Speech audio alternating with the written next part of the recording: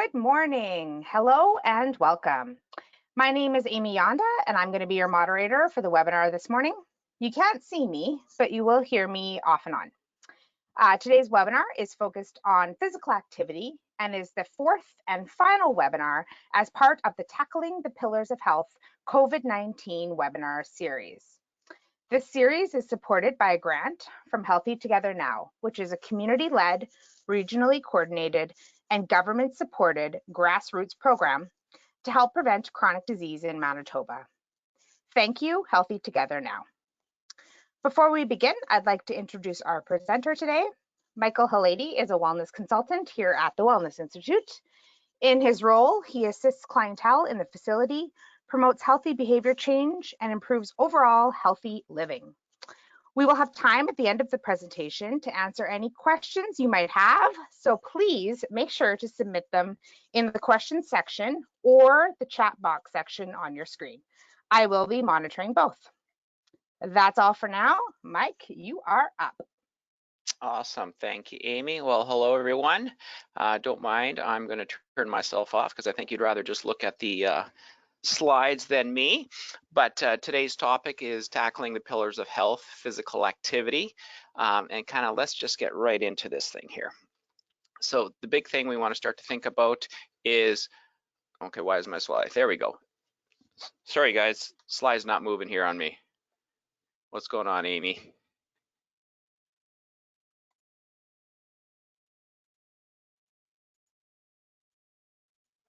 Gotta love it. Sorry for that small glitch.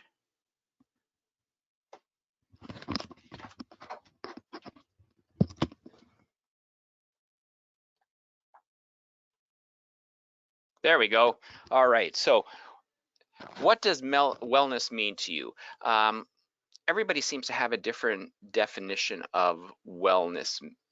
And a lot of times people start to think about its aspect is just physical, but we want to think it's more than just that. I mean, it could be things on your own feelings of happiness or content. You know, maybe you want to play with your kids or your grandkids, connected to friends or family. You may have daily goals you want to accomplish. But wellness is defined as an optimum state of health and well-being achieved by actively preventing illness. When we start to think about wellness, we want to think of more than just the physical aspect. I mean, we think of the 6 different dimensions of wellness. We start to think about our social, intellectual, emotional, spiritual, and physical and occupational aspects of our own personal wellness. And we know that this year has kind of thrown everything into a big loop when we start to think about our social aspect. You know, having people you enjoy spending time with and getting support from them. Support is a huge aspect in this past year, but it's also been difficult to get together and maybe receive some of that support. Intellectual, we want to think about stimulating our brains in different ways other than what we do in our day-to-day.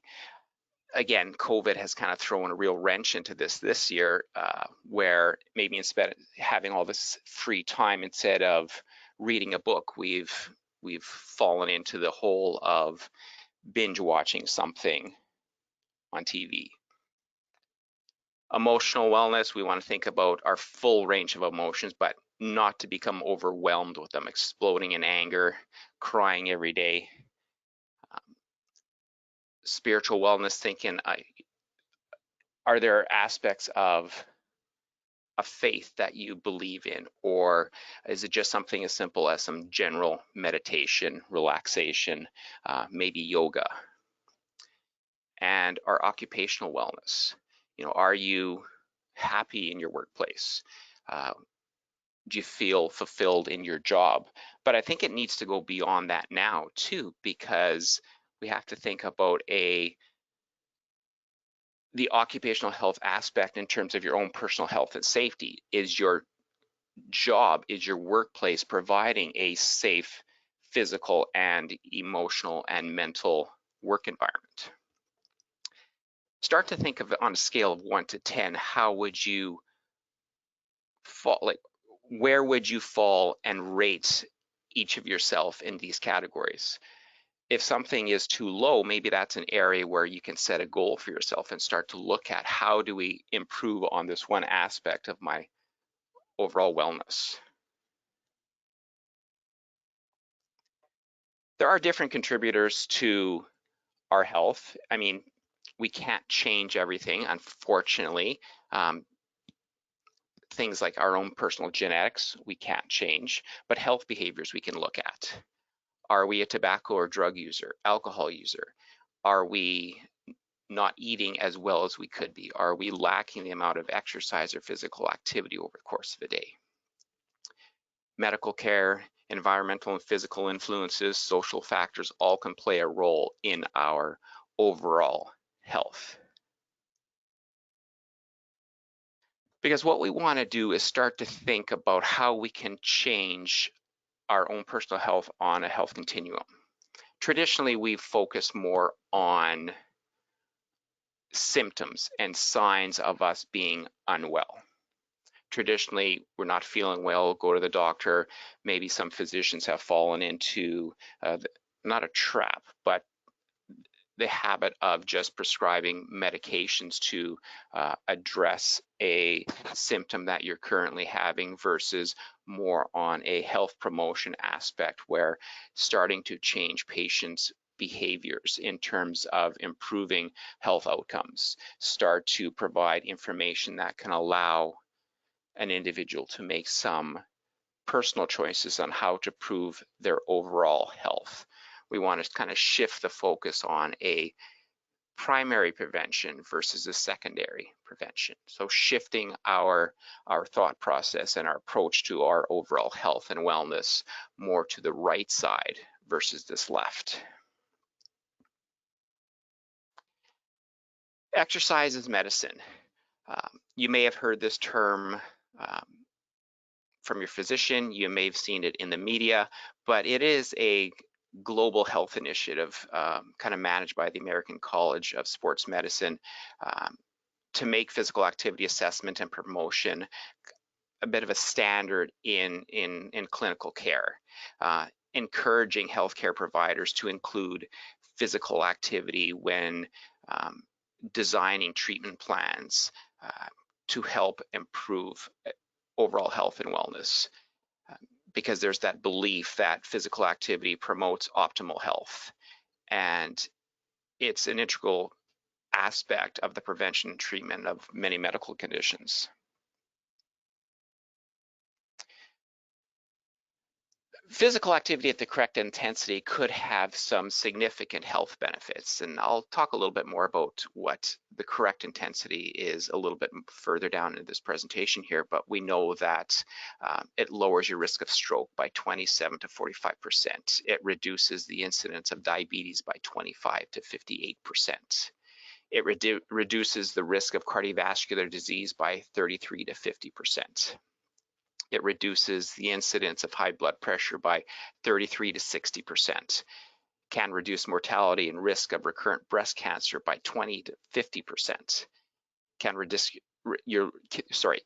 lower your risk of colon cancer by 30 to 60%, can reduce the risk of developing Alzheimer's by 40%, can decrease depression as effectively as medications or behavioral therapies. And I know a lot of people don't want to be on medication, so hey, why not get ourselves moving? And the big one, reduces the risk of premature death by 31 to 50%. But a recent study published in the British Journal of Sports Medicine found that physical inactivity is linked to more severe cases of COVID-19 infections and a higher risk of dying from the virus. So really trying to encourage people, this is a opportunity now to start to get yourselves moving in a time where we're fighting this global pandemic. The study also found that even exercising inconsistently lowered the odds of severe COVID-19 outcomes when compared to people who are not active at all.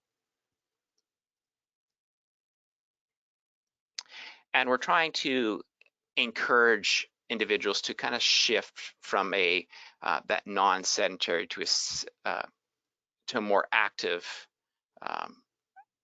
aspect of their day-to-day lives. We know that prolonged sedentary time is independently associated with poor health outcomes. So when we start to think about sedentary behavior, it's referring to any waking activity characterized by an energy expenditure less than 1.5 metabolic equivalents and in a sitting or reclining position.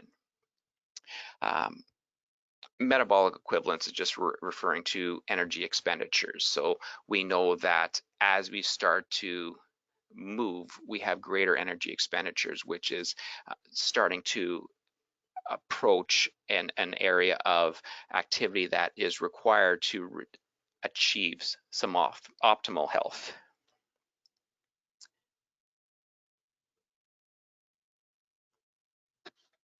Okay, now my slide is acting up again here. Sorry, folks.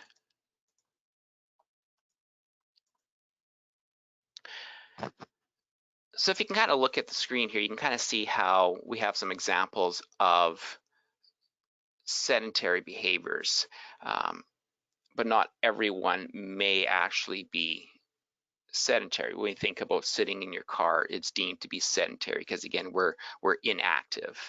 But standing at a workstation is deemed to be non-sedentary because there are greater energy expenditures to keep us upright. The one that I find that a lot of people struggle with, or not to struggle with, sorry, to understand, is sleeping. We are inactive, but it's deemed non-sedentary because that is something where it's a regenerative process for our body. Whereas sitting on the couch watching TV, very similar in terms of what we are physically doing, but has different outcomes. Because sitting is the new smoking. 1 hour of sitting cuts approximately 22 minutes off one's lifespan. Smoking reduces the lifespan by 11 minutes per cigarette. So the idea is we're really we're not saying, hey, smoking's okay. We're trying to say that sitting is just as detrimental to our overall health and well-being.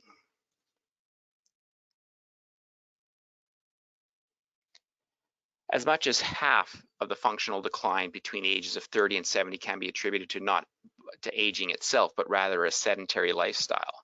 It's the idea of thinking that sedentary versus non-sedentary lifestyles. Functional decline is due to being more sedentary as opposed to aging itself. 60% of older adults are inactive. So we know that it is just not a generational thing too. There's a number of age groups that have to deal with improving their overall level of physical activity. I'm sure everyone has heard of taking 10,000 steps a day. It is important that the steps are done at a moderate level though. A leisurely stroll through a shopping center is just not going to cut it in terms of improving your overall health and wellness. A moderate level is generally thought of 100 steps per minute. There's lots of different tools you can use for monitoring steps. I mean, there's the traditional pedometer. A lot of the personal fitness trackers now can do and record the amount of movement you do and the number of steps you can take. Is it entirely necessary to count the number of steps per minute? Absolutely not. Approach your activity based on a level of effort that you feel you're working.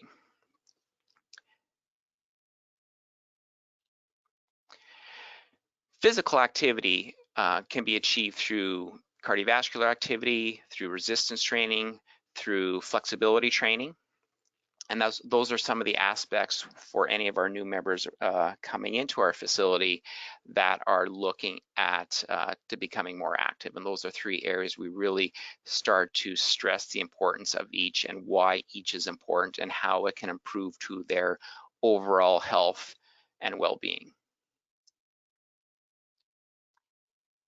We have some new Canadian 24-hour movement guidelines. And the focus is on encouraging individuals to move more. So making your activities more moderate to vigorous. But we still know that light activity is important in terms of improving our overall health. We want to reduce sedentary time, so less screen time, less driving if we can. Is there an opportunity to walk somewhere or ride your bike, for example? And to sleep well, because we know sleep is not considered sedentary, and it's a regenerative process that our body needs. All types of movement matter. So if you do not enjoy going for a run, we don't encourage you to think of going for a run. We want to encourage you to find an activity that you're going to enjoy, that's going to bring meaning to your life, and you can see it being long-term, that you're able to sustain that kind of an activity. Replacing sedentary behavior with is always important, because we want, again, to have more moving hours over the course of the day versus sitting hours. Even small changes can start to bring on some of the health benefits. So when we start to think about these guidelines, so being more physically active, there's different activities an individual can do, but some of the things that we want to encourage is it's becoming more moderate to vigorous. And one of the things that we're going to start to encourage new exercisers or someone new to becoming more active is encouraging them to increase the amount of time that they dedicate to this type of an activity. And that target is 150 minutes per week. We want to encourage some muscle strengthening, so some strength-based activities a couple times per week, but not to have that take place of the regular light activities that we would normally do over the course of the day. When we start to think about our sleep, 7 to 9 hours per sleep on a regular basis with consistent sleep times, it becomes important. How many of you can look at yourself and say, I was more productive today with only 5 hours of sleep? So we want to think about that as well too. And again, reducing that amount of sedentary behavior. So 8 hours or less, no more than 3 hours of recreational screen time. So they're trying to distinguish that if your job requires you to sit in front of the screen for 6 to 8 hours, I mean, that is an exception, but maybe your workplace can make some accommodations where you can have a stand-up workstation, for example.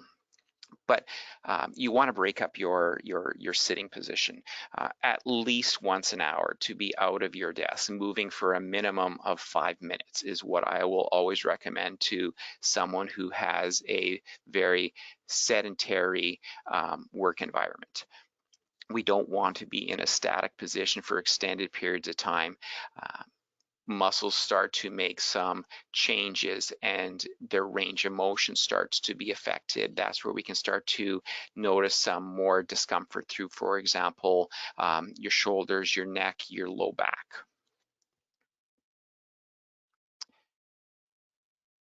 We've always known that physical activity has health benefits.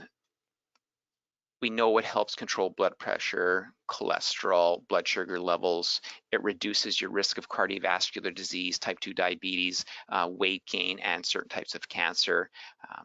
Things people don't often think about, how it improves our bone density and strength and decreases the risk of osteoporosis, especially when we start to think about some of our older populations where osteoporosis becomes much more of a risk.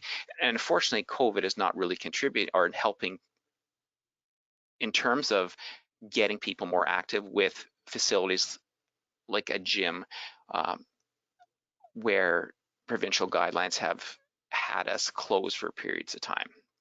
Each time we open up, we've had a number of our members come up to us and tell us how great it is to be back and to get moving again because they feel so much better. We know that being more active helps maintain joint and muscle health. It reduces your risk of injury. It improves your sleep and your energy over the course of a day. One of the aspects people don't think about, how it has benefits in terms of managing depression and anxiety. And the biggest thing is it improves your overall quality of life. When we start to encourage individuals to approach becoming more physical activity and exercising, there's always a principle that we follow called a FIT principle, referring to the frequency, the intensity, the time, and the type of an exercise under those three key areas that we encourage individuals to consider: a cardiovascular component, that resistance training component, and a flexibility component. So when we think about a cardiovascular component, it's one of those kind of activities that will increase your heart rate, breathing rates for extended periods of time. So when we start to talk about the frequency, we want to be active most days out of the week. Does that mean you need to come into a gym 3 times per week? Absolutely not. But trying to encourage that repeated activity over the course of a week. But it's important to think about that moderate to vigorous activity as meaningful to you as well. We have to encourage an individual not to put too little effort in where they don't see benefits and become discouraged and quit because they don't find it's beneficial, but at the same time not to overexert, because when we know people overexert, there's potential health risk in terms of that, but it also discourages people from continuing with what you can do. The most common one that we use for some new exercisers is thinking about a perceived exertion. How do you perceive the amount of effort you're putting into what you're doing? It could be something as simple as walking through your neighborhood. Do you have a stationary bike at home? Or are you coming into a facility like the Wellness Institute and using one of our treadmills or our rowers or doing a fitness class? The amount of effort a person puts into their activity can also dictate the amount of benefit they see. But at the same time, we don't want it to be detrimental in terms of building success. So the important thing is to put a moderate to somewhat hard effort into your activity, regardless what it is. You may find riding a stationary bike is more difficult than walking.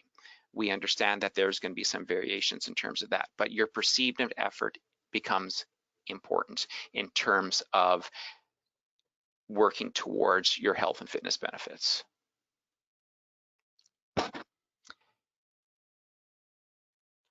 Current Health Canada guidelines suggest that all adults achieve a minimum of 150 minutes per week of a cardiovascular activity. And again, 150 minutes per week can seem daunting for someone who is inactive, who isn't doing anything, may have some health implications, joint limitations, for example. So we always encourage individuals to build their time gradually if they're new to exercising, but the target would be to achieve 150 minutes per week. So if someone is not walking at all, we will get them to walk what they feel they can tolerate, and then maybe every week encourage 5 additional minutes per week. Some individuals will use a target heart rate as a target, but again, there is more some more input that you need with a fitness professional to kind of set some targets to make sure that they're appropriate for you. 150 minutes per week can be based entirely on how you perceive your effort, and you will still come out with the same health benefits. 150 minutes per week does not have to be in an exercise facility alone. If you're coming to a fitness facility like the Wellness Institute, if you're dedicating 30 minutes each time you're here, we know that it totals 90 minutes. We will encourage that individual that 60 minutes is still required on the other days of the week. And we always encourage that it's a large muscle group activity that becomes as continuous as possible. Again, level of conditioning can determine how continuous that can be, but we know that with repeated sessions, that it becomes more continuous. The level of effort to do that becomes easier, and it allows individuals to carry on. Resistance training is one that sometimes gets overlooked. It's any type of an activity that's going to improve the strength and endurance of our skeletal muscles, which helps move our bodies. Those muscles are a little bit different in terms of how often they need to be trained. Skeletal muscle needs rest and recovery time. That is why it is often encouraged, especially for newer exercise, to only exercise with some resistance training 2 to 3 times per week. You may come across an individual who does some strength-based exercises daily. They're often more experienced in terms of they've established some routines for themselves, but they're also tend to be more dedicated in terms of attending a facility or their gym in the basement or wherever they have their stuff and committing some time to it. The worst thing you can do is add some new exercise to a beginner exerciser and having it daunting or overwhelming, or we don't want someone to fail because we've encouraged them to take on too much. Resistance training is a little bit different than a cardiovascular-based exercise. Cardiovascular-based is all on a duration of an exercise over a course of a session and achieving a total in a week. Resistance training is based on making the muscles that move our bodies get tired, start to have them fatigue. And we do that through things called repetitions and sets, and that's all going to be determined by your own individual goal. Someone who wants to add a lot of muscle strength and muscle size will have a different repetition and set range than someone who wants to feel better, still be able to do daily activities, who may still want to remain in their home. So that, again, will be important to address in terms of an individual's goal as to why they're taking on this aspect of exercise. Oops, sorry guys. When we're referring to repetitions and sets, you'll often hear the terms rep and set. A repetition is just short for repetitions, and it's how many times you're going to perform that movement. And a set is how many groups of those repetitions. Again, very goal dependent based on an individual. On average, a target is to complete 2 to 3 sets of 10 to 15 repetitions. How do you determine if the weight is appropriate for you? Often done through trial and error. Always better to start too light than too heavy. You want to minimize injury risk, but you also want to ensure that you are doing an exercise with good form and with good technique. The correct weight should always cause the muscles to feel tired or fatigued by the end of your designated repetition range and at the end of your set. Again, not to elicit any pain. It shouldn't be changing your posture or your technique. We shouldn't be seeing you struggle to the point where you're gritting your teeth or there's excessive hand grip. And resistance training, there's always going to be gradual progressions by increasing the number of repetitions, then sets before increasing the weight.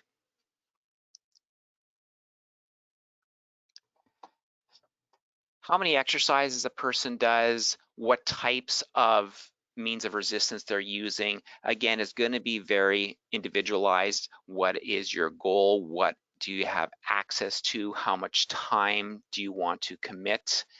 There are various different ways that a fitness professional can really help pull and plan a very effective routine for an individual that's going to allow you to see the health and fitness benefits that you're hoping for. Flexibility is one of those aspects of exercise that sometimes gets overlooked. It's not the most favorite for a lot of our members, but But flexibility is one of those key aspects of physical activity and exercise because it allows our body to move more efficiently. Stretching is something that should be done most days out of the week. It's not meant to be a painful exercise, but the intent of a flexibility exercise is to start to increase the range of motion around a joint. And in doing that, there is going to be some tension placed on a muscle. Some individuals don't like that feeling because they describe it as discomfort. If it is discomfort, we may start to work with that individual to look at how do we modify the stretch that you're doing that can make it more favorable and more encouraging for you to do. We're trying to hold muscles in a lengthened position because that's what's going to encourage them to stretch. But it's one of those kind of stretches that we're not looking at a very dynamic type of a movement. It's more of a static stretch where we're not doing a lot of bouncing. We're not doing anything sport specific in terms of approaching exercise with a new exerciser. We want to encourage a stretch that is well controlled, and is bringing purpose as to why we are doing this.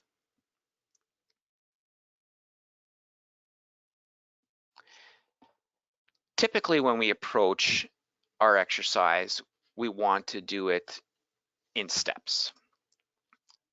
Always will encourage a warm-up. We don't want to have an individual come in and push muscles beyond a range that they're able to work or they're prepared to do. So the idea of a warm-up is a lower intensity cardiovascular type of a movement. For example, walking our indoor track for a few laps. Because what you're trying to do is increase that blood flow to those active muscles. And in doing so, that tissue temperature is increased, and we know that a warmer muscle or tissue is more able to perform a efficient movement. And it slowly increases your heart rate, prepares your cardiovascular system for work. And then what we would do is encourage a light stretch to get yourself started. Again, we know that stretching is beneficial in terms of movement efficiency, but it also doesn't help improve our posture, increases your overall flexibility, starts to increase some body awareness and balance, and the big thing is reducing your risk of injury. Cardiovascular exercise, again, can encompass a number of things. It can include walking, cycling, swimming, taking an instructor-led class, both in the land, on bike, in the pool. But again, looking at those weekly targets of a minimum of 150 minutes per week. And again, we say a minimum of 150 minutes per week. If someone walks for an hour daily, you're well above your minimum, which is a good thing. Does that mean you need to decrease it down to 150 minutes per week? Absolutely not. But we're encouraging individuals to achieve a minimum of 150 minutes per week. Cooldowns are an important aspect of a typical workout because heart rates, breathing rates, and such will elevate during a cardiovascular-based exercise. What you want to do is spend a few minutes after your cardiovascular exercise to start to slowly bring your heart rate and your blood pressure towards a resting rate. After that, we've often encouraged some resistance training because we know the muscles are warmer at that point. They're better prepared for some more strenuous lifting types of movements. Is it important to do your cardiovascular before resistance training? There are some individuals that like to change the sequence. Is that fine? Absolutely. But the most important thing is to get some guidance as to how is it the safest way to go about doing that. And then often we encourage a stretch post routine because muscles are at their warmest. You will find that stretching often is less strenuous at the end because a warmer muscle will stretch you a much greater range with less discomfort.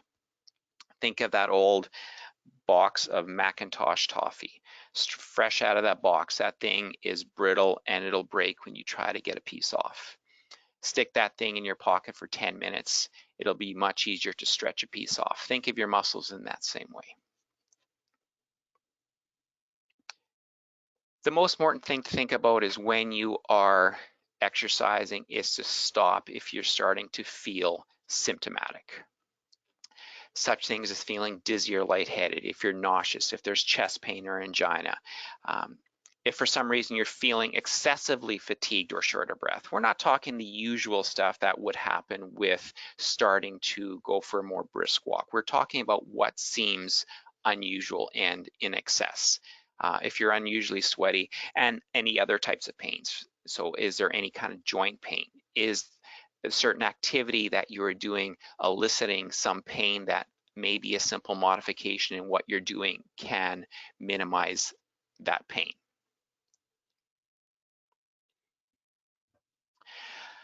How do you get started on increasing physical activity and exercise in your life? There's a Get Active questionnaire that a person can complete. If you're really unsure, speaking with your doctor or healthcare provider, especially if you have some underlying health implications, always start slow. Gradually increase your effort and the frequency that you're putting into your exercise. Your body will tell you if it's too much. Okay, and that's where a fitness professional can help you plan a gradual increase in your exercise. But the big thing is starting to increase your exercise and your level of activity over a course of a week and during each session in a safe and practical means to allow you to achieve optimal health. Like, that is the biggest thing. We're trying to provide tools and information for an individual to make very sound and attainable ways to make meaningful lifestyle choices. Oops. And there we go. We're all done. Thank you for listening. I hope I didn't overlook something that could have helped you out, but maybe we can find that out through our questions. Yes, thank you very much, Mike. That was very great. I have a few questions here. The first one I have is, have you had anybody recovering from COVID come to the Wellness Institute, and do they respond differently to general exercise prescription? I personally have not had any contact with any member coming in post-COVID.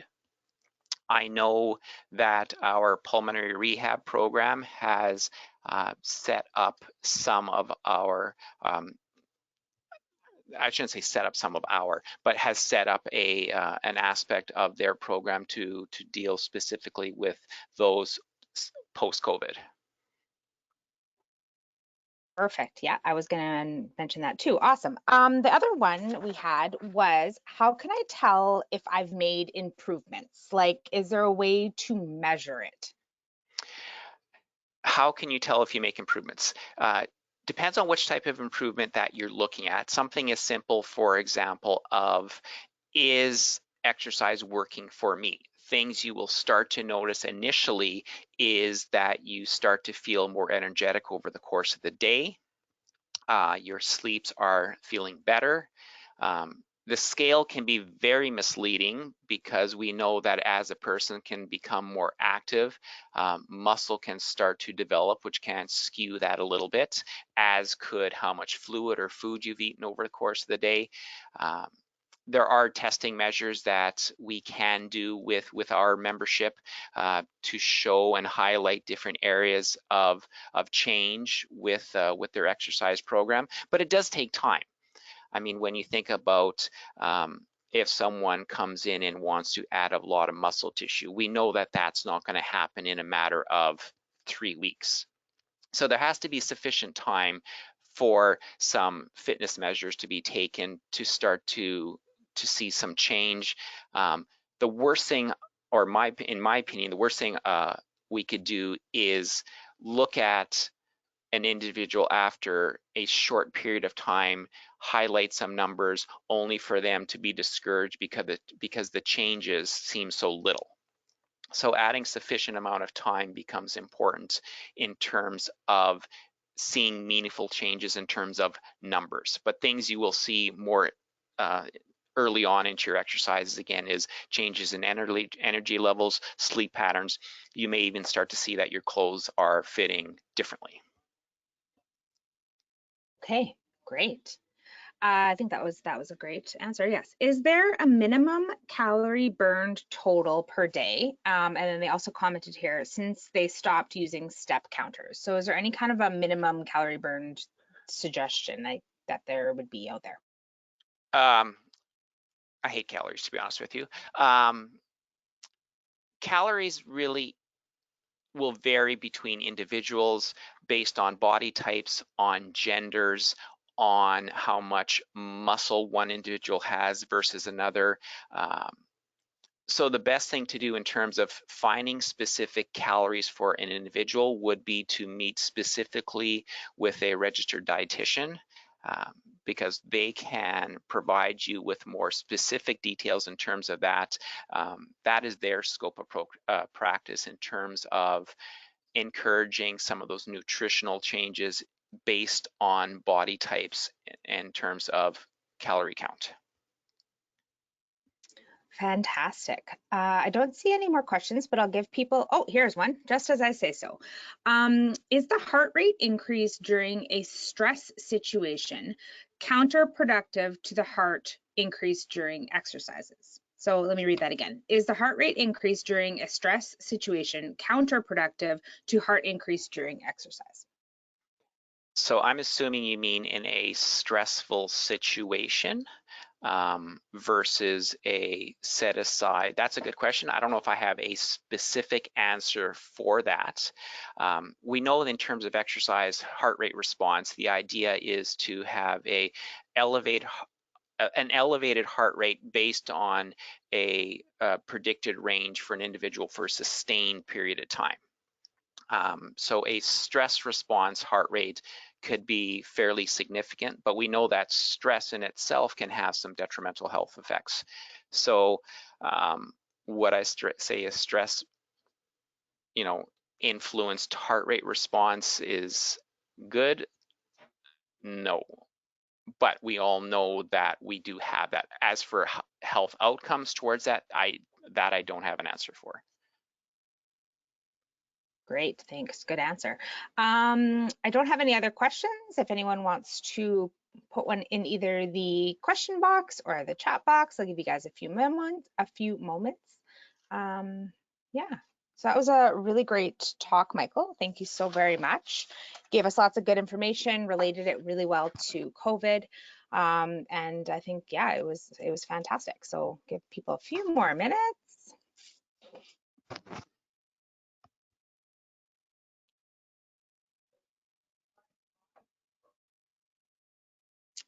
I just have a comment saying thank you so much. Very informative. So there we go. That's a great way for me to wrap it all up. So I want to just say thank you to the Wellness Institute.